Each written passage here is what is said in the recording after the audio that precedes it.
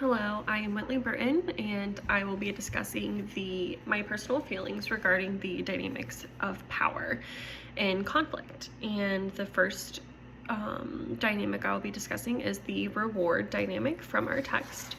I think that this can be a great dynamic to have and something that is motivating for others to achieve goals, actions, or to attain a certain status or level if you're being rewarded.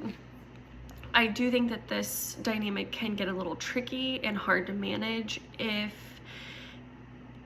it is being manipulated, if the person of this power is not following through the action and rewarding somebody and holding false hope, essentially. I think that it can be a negative type of dynamic. The second one I will discuss is coercive power, and my personal feelings from my understanding is that this derives more from fear and intimidation, and I don't necessarily agree with that. I think that it has its own place. I believe that all of these power dynamics have their own place, but with this one specifically, I don't think that my goal is to lead with intimidation and fear. I believe that we can get a lot further along if we lead with compassion and empathy. The other one is referent power, and this is when I think this is the best example when you are setting an example with great strong characteristics such as empathy, compassion. You have great communication styles, great interpersonal relationships, and somebody wants to emulate you. So I believe that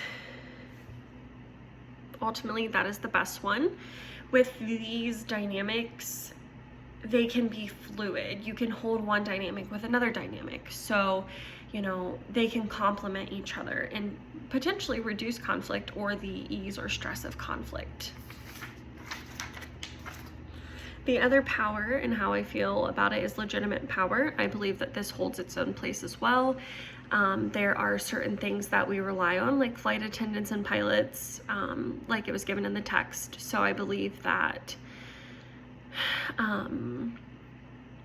to carry out specific tasks, we have to rely on that power of others because we don't hold all the power and we can't. So it has its place. And the last one is expert power. And I think that, kind of the same thing. We have to rely on others, and we rely on expert power more than we probably think, like going to the gym and asking about a workout or a specific, piece of equipment and how to use it. So I believe that it's best if these powers are dynamic and interchangeable and we're flexible. And most importantly, we lead with compassion and understanding and empathy with these power dynamics. More importantly, that we can understand and define our intent behind these power dynamics rather than using them just openly and freely without intention or being aware of the cause and effect of these dynamics. So I would just like to see more of that change, us being more self-aware of our own power dynamics and how they are affecting others to reduce and ease the stress of conflict. Life is already hard enough as it is. The last thing we need is, harsh people and harsh power dynamics.